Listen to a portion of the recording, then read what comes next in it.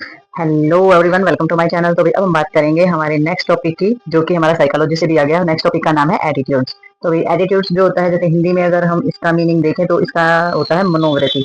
तो भाई मनोवृत्ति हमारी पॉजिटिव भी हो सकती है और नेगेटिव भी हो सकती है। तो हम सही में समझते हैं कि एटीट्यूड्स जो है वो क्या होता है, किस तरीके के बिहेवियर को हम एटीट्यूड्स बोलते हैं। तो attitudes of the person are permanent ways of one behaving. तो इन्होंने बताया कि कोई भी इंसान है, उसका जो दृष्टिकोण और जो उसका व्यवहार जो होता है ना, उसके जो अपने तरीके होते हैं भाई, एक जो मतलब कि स्टेब्लिश तरीके होते हैं ना भाई, इसका जो स्थायी व्यवहार है, तो उसी को हम एटीट्यूड बोलते हैं। एक इंसान का परमानेंट जो व्यवहार होता है, किसी चीज को देखने का जो दृष्टिकोण होता है, तो उसी को हम एटीट्यूड बोलते हैं।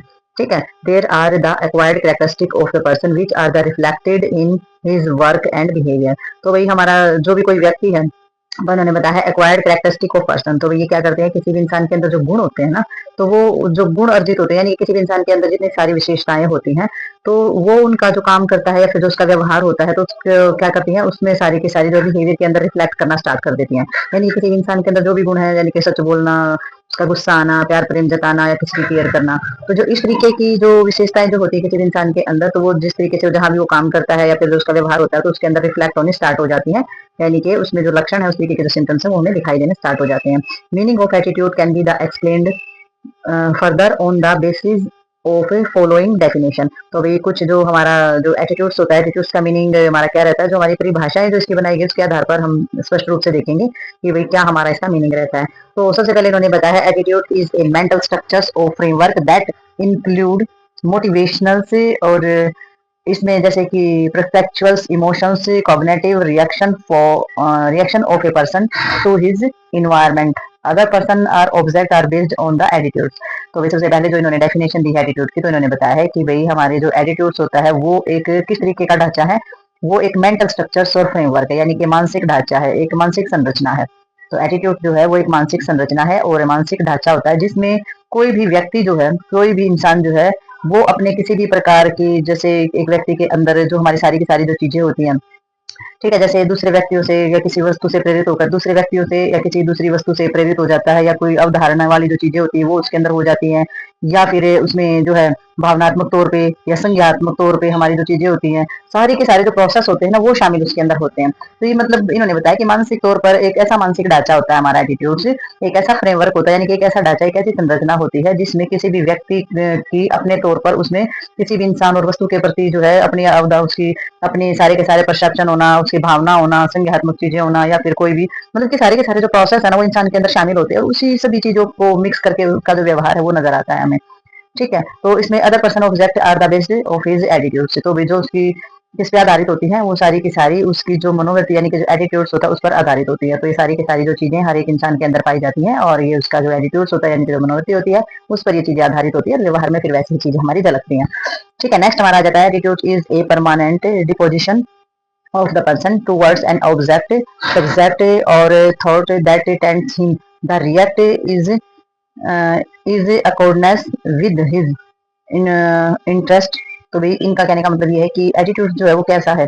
एटीट्यूड जो है वो एक किसी भी व्यक्ति के अंदर, या किसी भी किसी वस्तु को लेकर, किसी ऑब्जेक्ट को लेकर, किसी पर्सन को लेकर, या फिर किसी भी ऑब्जेक्ट यानी कि किसी भी विषय वस्तु, हमारी दोनों चीजें इसके अंदर आ जाती है, या फिर कोई थॉट्स वगैरह हो, सब्जेक्ट हो सकता है, थॉट्स हो सकता है, और भाई इसमें tense of the react of the accordance. तो भाई इनमें कहने का मतलब ये है कि एटीट्यूड्स जो है वो किसी भी इंसान के अंदर, किसी भी वस्तु या कोई भी सब्जेक्ट है, या कोई भी हमारा विचार है, उसके प्रति एक स्थायी मतलब क्या हो जाता है, एक स्थायी रिएक्ट होता है, एक स्थायी झुकाव होता है कि भाई एक इंसान को जो चीज पसंद है ना किसी चीज को लेकर के, तो उसी की तरफदारी करेगा।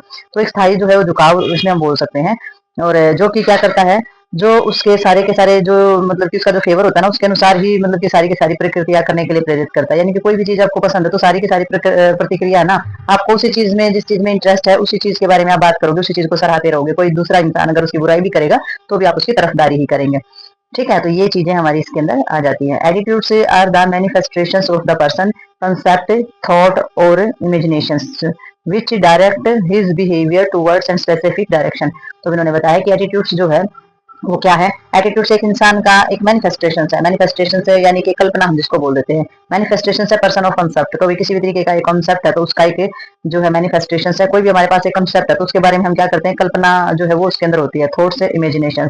तो भी थॉट्स है हमारे, उसके प्रति हमारे विचार हैं, या फिर हमारी जो इमेजिनेशन यानी कि कल्पनाओं में उस चीज को देखना, उस कंसेप्ट को, जो भी कंसेप्ट हमने बनाया है उसी की अवधारणाएं हैं, उसी के अभिव्यक्तियां हैं, उसी की कल्पना कर रहे हैं। ठीक है, तो ये एटीट्यूड्स के अंदर हमारे शामिल होती है। Direct is behaviour towards of the specific direction, और जो उसके व्यवहार को एक अलग या फिर विशेष दिशा निर्देश देने का काम करती है।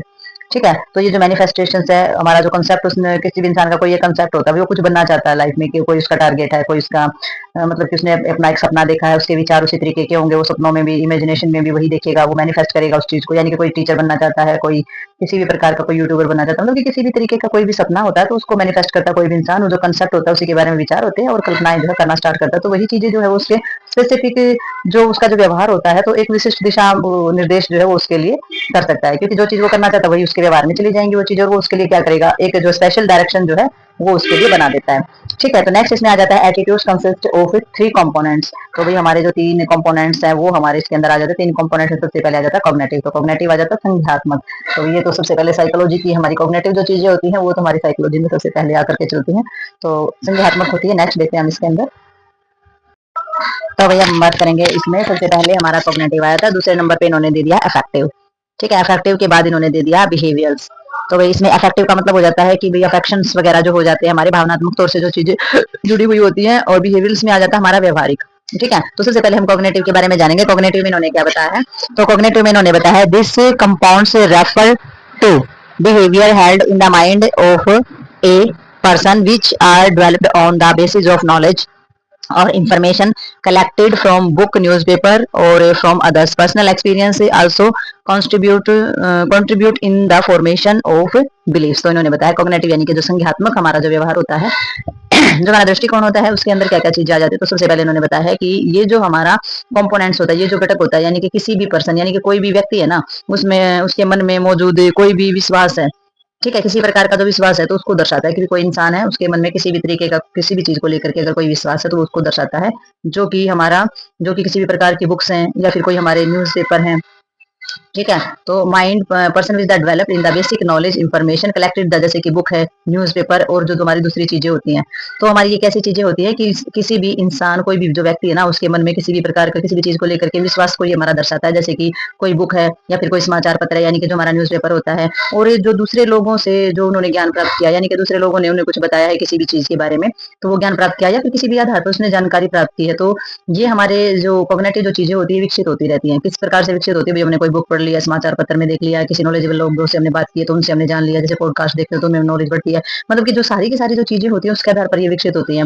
और इसमें जैसे कि personal experience also contribute in the formation formation belief. तो इसमें क्या हो जाता है, एक जो पर्सनल यानी कि अपने खुद का जो एक्सपीरियंस होता है ना, खुद का एक्सपीरियंस भी जो हमारा विश्वास होता है उसका क्या करता है, उसकी फॉर्मेशन करने में जो है योगदान देता है। ठीक है, अपना खुद का विश्वास भी, एक तो सारी इतनी सारी चीजें सुन ली, हमारा खुद का विश्वास और भी ज्यादा उस चीज पर, तो वो क्या करेगा, वो हमारे किसी भी तरीके का जो हमारा अनुभव है किसी भी इंसान का, तो उसका उसे भी मतलब जो विश्वास जो होता है उसका निर्माण में योगदान देता है। या तो चीजों को पढ़ेगा या फिर अपना खुद का विश्वास जिस चीज में होता है, इंसान उसी तरीके की चीजें देखता है। ठीक है, इंटरेस्ट उसी में होता है जिस पर वो विश्वास करता है, विश्वास नहीं करता तो उन चीजों को देखता ही नहीं है। ठीक है, तो इसमें क्या हो जाता है कि भाई इस तरीके की नॉलेज बुक से, न्यूज़पेपर से या दूसरी सोर्सेज से हमें जो मिलती है, जिसमें कि जो इंसान होता है वो खुद उस पर विश्वास करता है, तो ऐसी नॉलेज जो होती है वो हमारी क्या करती है, इस चीजों को और भी ज्यादा विकसित कर देती है। अपना खुद का अनुभव और खुद का विश्वास भी इसमें ज्यादा योगदान देता है। नेक्स्ट फॉर एग्जाम्पल इन्होंने बताया belief of India towards of the English people is based on the independence movement study in the history book. तो भाई फॉर एग्जाम्पल के तौर पे उन्होंने बताया कि अंग्रेज जो होते हैं ना, अंग्रेजों के प्रति जो भारत वाले जो लोग होते हैं उनका विश्वास है कि भी इतिहास की जितनी भी हमारी बुक्स में पढ़े गए स्वतंत्रता आंदोलन पर आधारित होती है। ठीक है, तो इसमें अंग्रेजों के प्रति भारतीयों का जो विश्वास है वो किस तरीके से, कि भी जो हमने इतिहास पढ़ा ना, पिछला भी अंग्रेजों ने राज किया, ये किया वो किया, तो उसमें जो पुस्तकों में पढ़े गए जो भी हमारे जो इंडिपेंडेंस जो हमारी चीजें थी, वो तो वो स्टडी है, वो हिस्ट्री जो बुक है उनके प्रति हमारा विश्वास है कि हाँ भाई हिस्ट्री बुक्स में ऐसा लिखा हुआ है तो ऐसी ही चीजें रही होंगी, ऐसी ही चीजें हुई होंगी। ठीक है, तो ये हमारा ये जो ज्ञान और नॉलेज है ये हमें कहाँ से मिला है? हमने बुक्स ही तो पढ़ी है, किसी ने आके हमें ये थोड़ी ना कि भाई कोई हमें चीजें ऐसे प्रूफ तो नहीं है, बुक्स पढ़ी है उन्हीं से हमने जाना है कि भैया पहले ऐसा हुआ होगा। तो नेक्स्ट हमारा इसमें आ जाता है अफेक्टिव। तो अफेक्टिव में आ जाता है हमारा भावनात्मक तौर पर।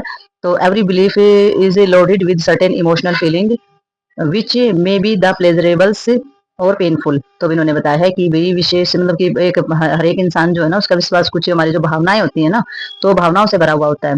ठीक है, तो प्रत्येक का जो विश्वास होता है loaded of the certain emotional feelings, यानी कि भावनात्मक जो चीजें होती हैं, भावनात्मक जो भावनाएं होती है ना उनसे भरा हुआ होता है, विच में बी द प्लेजरेबल पेनफुल। और वही ये जो होता है ना ये सुख देने वाली भी हो सकती है और दुख देने वाली भी हो सकती है। ठीक है, कुछ ऐसी भावनाएं होती है जो हमें खुश कर देती है, कुछ ऐसी भावनाएं होती है जो हमें दुख भी देती हैं। तो whenever some belief is affected individual experience the emotional associated with the belief.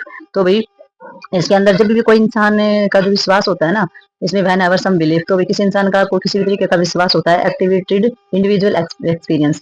तो भी किसी भी इंसान का जो विश्वास होता है वो हमारा एक्टिव होता है जब व्यक्ति उस विश्वास से जुड़ी हुई सारी की सारी जो भावनाएं होती है ना जब वो उनको अनुभव करता है।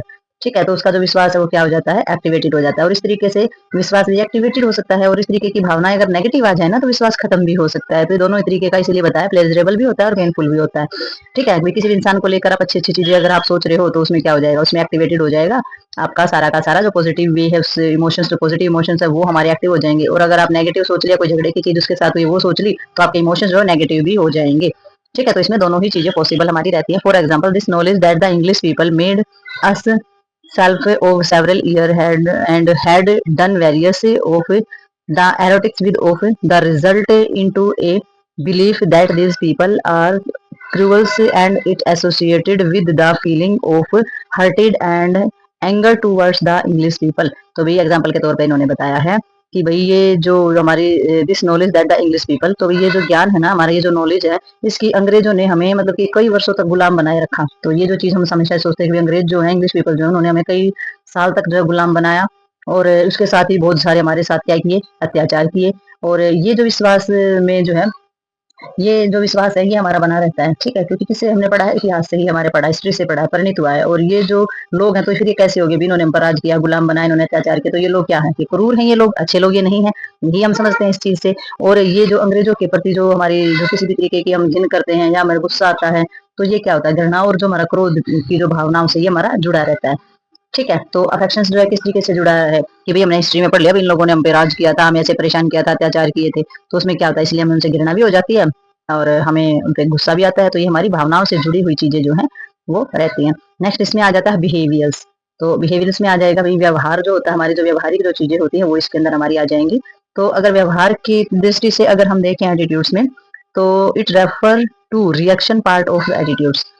तो भाई इसमें अगर ये जो दृष्टिकोण है हमारा, तो जितना भी हमारी किस चीज को करता है, ये जो refer of reaction part of the attitudes. तो ये जो एटीट्यूड्स का हमारा रिएक्शन पार्ट होता है, तो रिएक्शन पार्ट के अंदर हमारी कौन सी चीजें रहेंगी, first two components determine of the behaviour reaction of a person. तो भाई इसमें जो पहले दो जो हमारे कंपोनेंट्स थे किसी भी व्यक्ति का व्यवहार का जो भी हमारा प्रोसेस है वो निर्धारित करते हैं।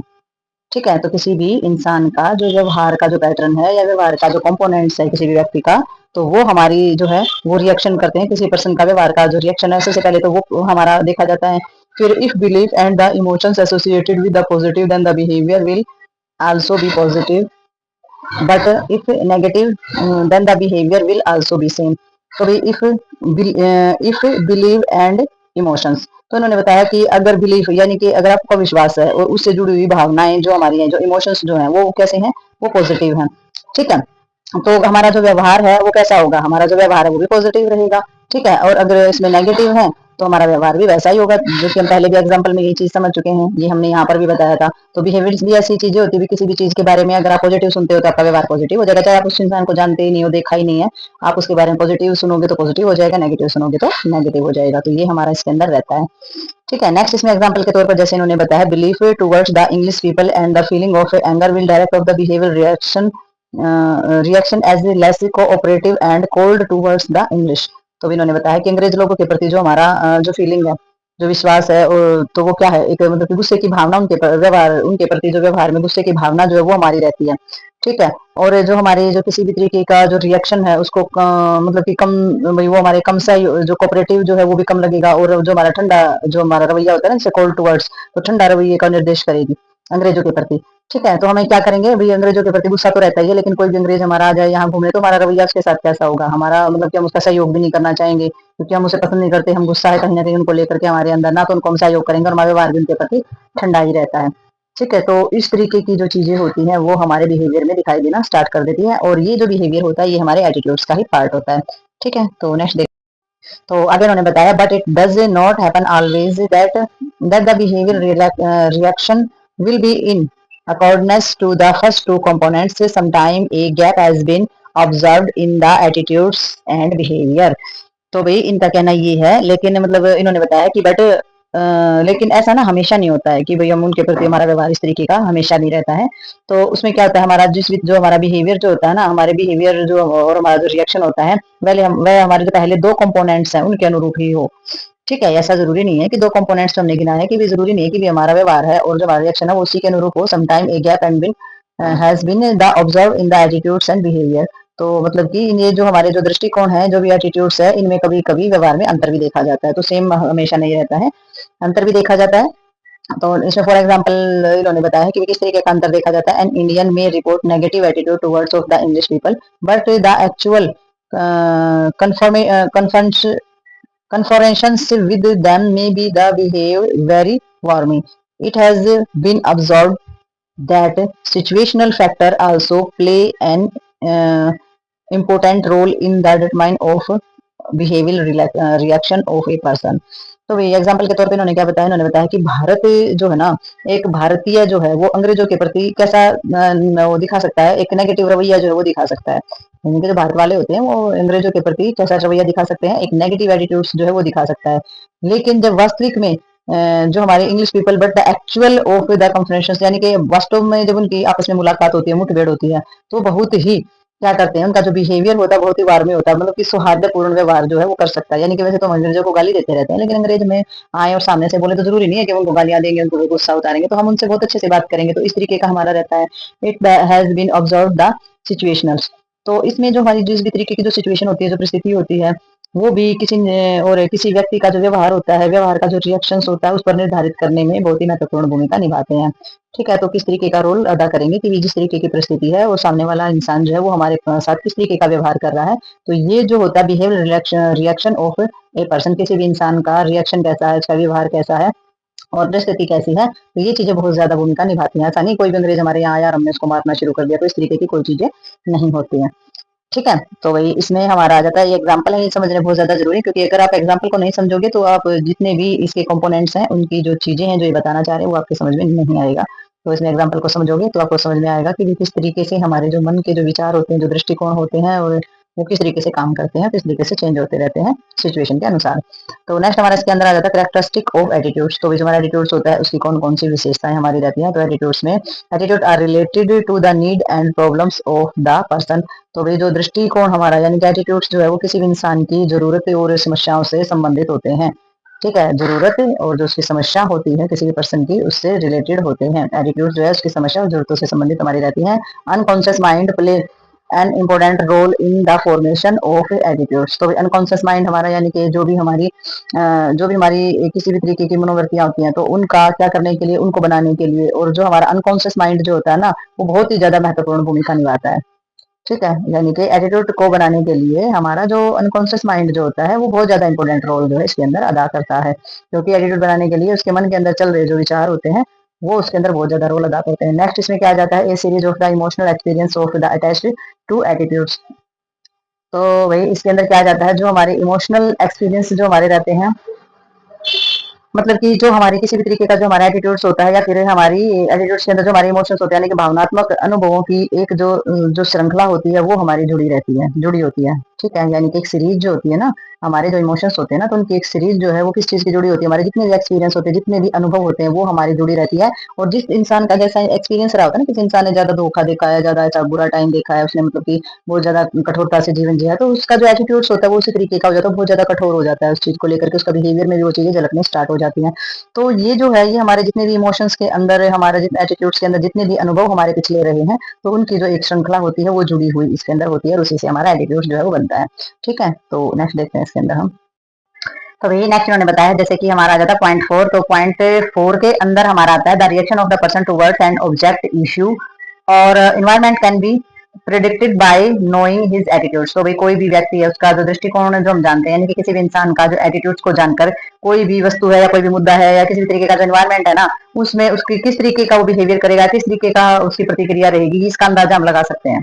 ठीक है, तो उस इंसान का जो है, उस कोई भी इंसान है अगर हम जानते हैं उस इंसान के बारे में, उसके नेचर के बारे में, तो उसके एटीट्यूड्स के बारे में, तो हम अंदाजा लगा सकते हैं कि भाई उसका जो रवैया है वो किस तरीके का रहेगा। ठीक है, तो सबका पता चल जाता है कि एक इंसान जो है ऐसे माहौल में किस तरीके से रिएक्ट करेगा अगर हम उस इंसान के एटीट्यूड से वाकिफ हैं तो। और attitude are related to some thoughts, image and external object. और जो हमारा एटीट्यूड जो रहता है उसमें विचार है या फिर किसी की इमेज है, ठीक है, किसी के थॉट्स हैं, इमेज है या फिर एक्सटर्नल ऑब्जेक्ट है, ये हमारे एटीट्यूड से जुड़े हुए होते हैं सारे के सारे। ठीक है, तो एटीट्यूड से तो जुड़े ही होंगे भी, किसी भी इंसान के विचारों का पता हो या फिर उसकी इमेज कैसी, छवि कैसी हमारी नजर में और बाहर की जो चीजें हैं वो किस तरीके की हैं, तो उसी तरीके से एटीट्यूड उससे जुड़ा हुआ होता है। अब आ जाता है हमारा डेवलपमेंट ऑफ एटीट्यूड कि भाई हमारा जो एटीट्यूड होता है वो डेवलप कैसे होता है, स्टेज बाय स्टेज। तो formation of attitudes of the development process. तो भाई इसमें जो एटीट्यूड्स जो हमारा रहता है वो हमारा डेवलपमेंट प्रोसेस जो है वो हमारा रहता है इसके अंदर। ठीक है, डेवलपमेंट प्रोसेस का मतलब हो जाता है कि भाई एटीट्यूड डेवलपमेंट प्रोसेस से फॉर्मेशन हमारा बताया गया है कि भाई एटीट्यूड का निर्माण जो है वो हमारा डेवलपमेंटल प्रोसेस है, यानी कि उसका जो विकास है ना वो होता रहता है। It start developing from the childhood, और ये बचपन से ही हमारा शुरू हो जाता है, different stage of the development. और हमारा डेवलपमेंट जो होता है उसकी बहुत अलग अलग हमारी जो स्टेज रहती है। Nature of attitude change of the liquid and solid, और जो इसका जो नेचर होता है हमारे एटीट्यूड का वो भी बदलता रहता है, कभी हमारा लिक्विड, कभी सॉलिड, यानी कि कभी तरल, कभी ठोस। ठीक है, कभी नरम, कभी गर्म, ये भी बोल सकते हैं, जिसके अंदर डिवाइडेड और 3 स्टेज में इसको डिवाइड किया गया है, जैसे कि चाइल्डहुड, एडोलसेंस और जो हमारा एडोलसेंस आ जाएगा और एडल्टहुड आ जाएगा।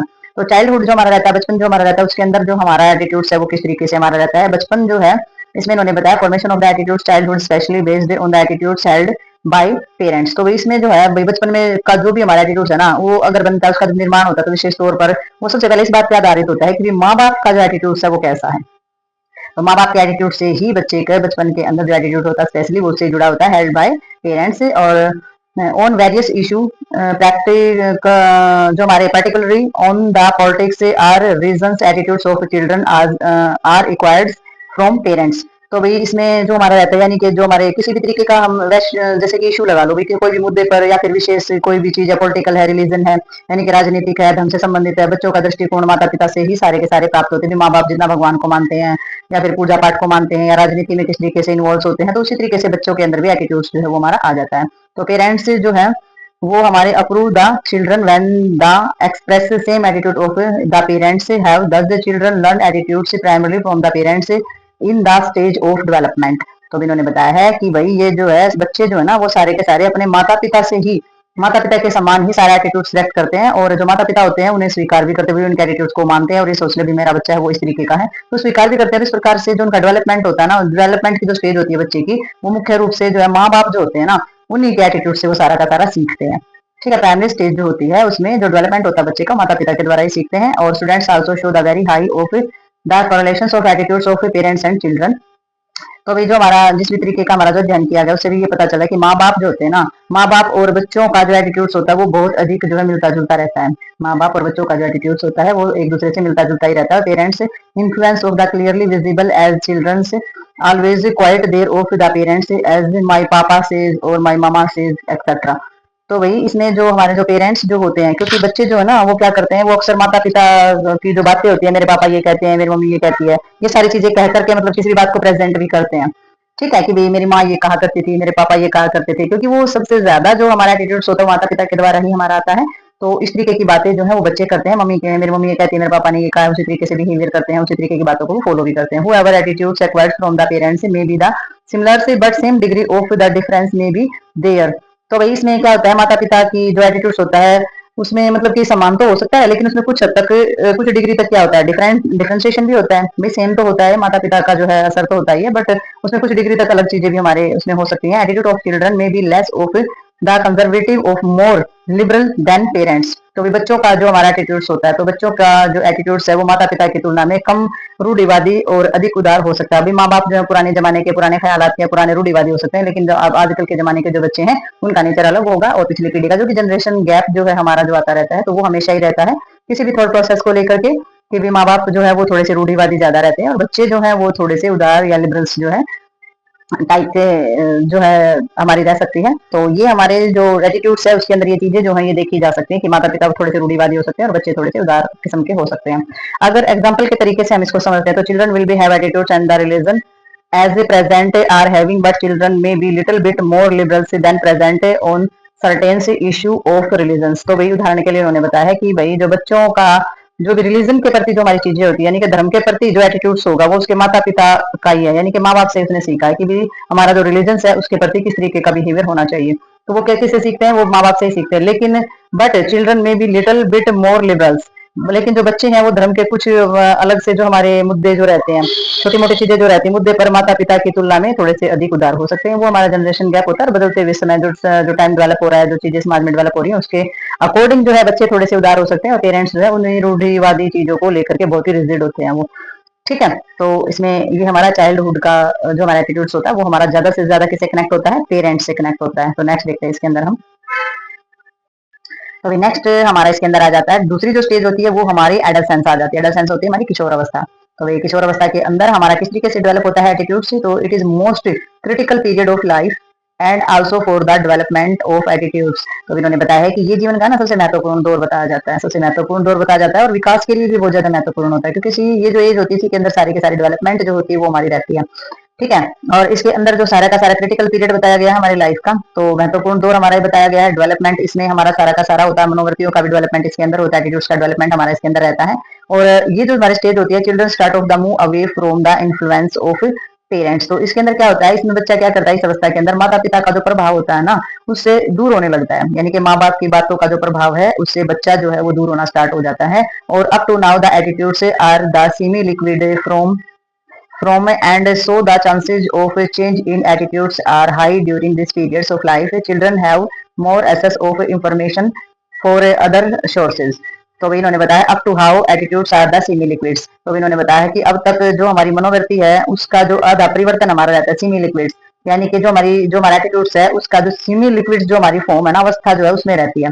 ठीक है, यानी कि अब तक जो हमारा एटीट्यूड्स है, यानी कि जो किशोरावस्था होती है ना उसमें जो एटीट्यूड्स जो रहता है वो सेमी लिक्विड रहता है, यानी कि आधा बदला हुआ रहता है इसके अंदर।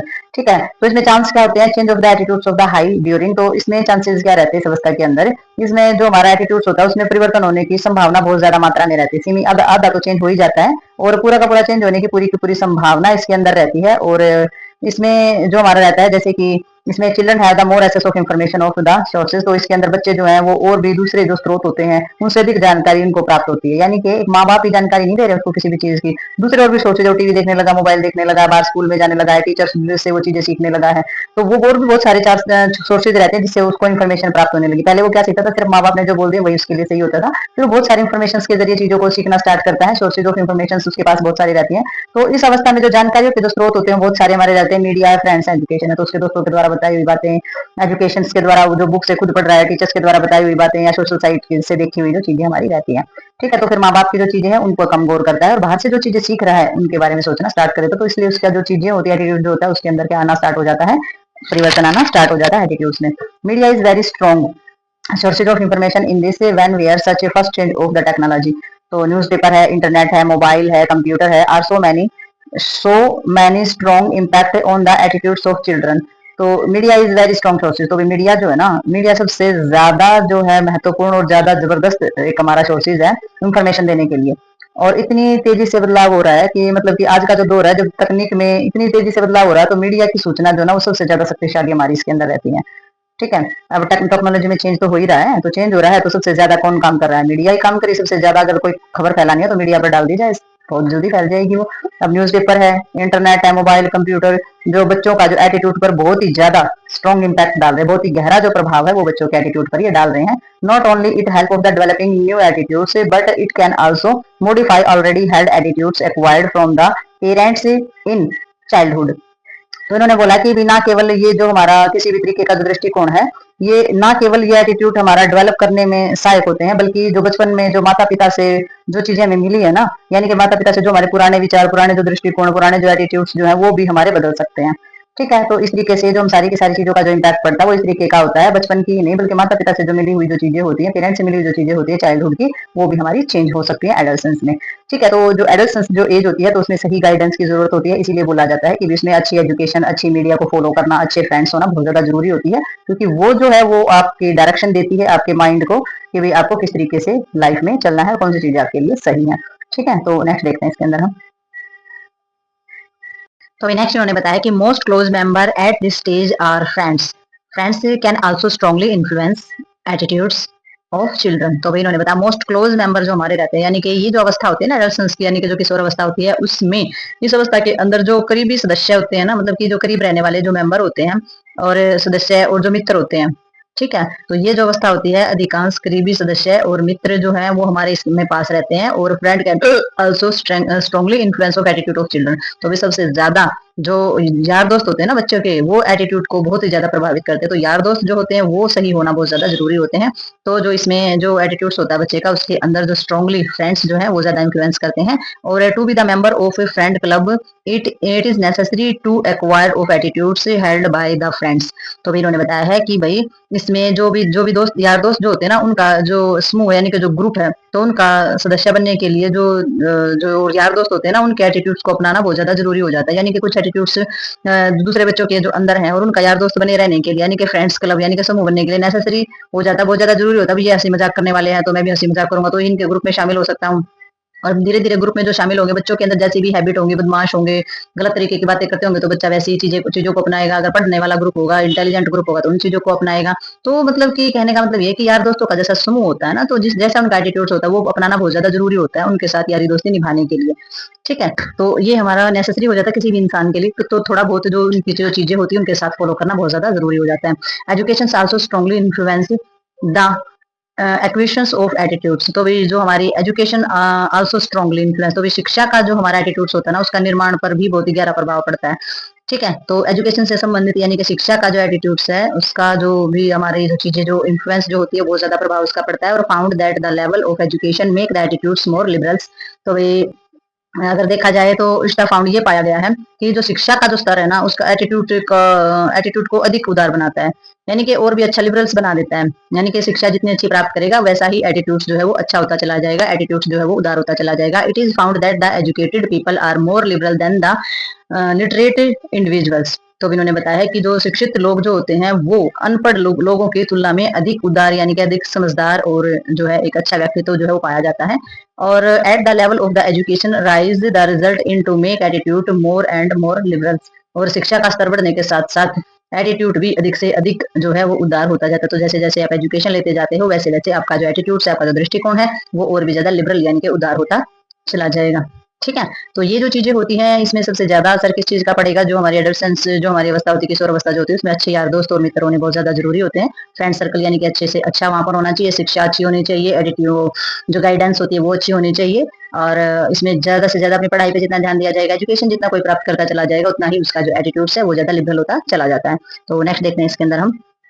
तो अभी नेक्स्ट हम बात करेंगे इसमें एडल्टहुड। तो भी एडल्टहुड में आ जाती है जो जवान बच्चे होते हैं, वयस्कता हम जिसको बोलते हैं, वयस्क पर्सन हम जिसको बोल देते हैं हिंदी के अंदर, और जो जवान उम्र में जो रहते हैं। तो इन this stage of the solidifications of attitudes take place and his most difficult change of the attitudes after solidification। तो भी इन्होंने बताया है कि ये जो हमारी जो स्टेज होती है ना, ये इसमें जो एटीट्यूड्स होता है वो बहुत ही ज्यादा कैसा हो जाता है, सोलिडिफिकेशन यानी कि बहुत ही कठोर दृढ़ जिसको हम बोल देते हैं। तो इस तरीके का इसके अंदर हमारा हो जाता है।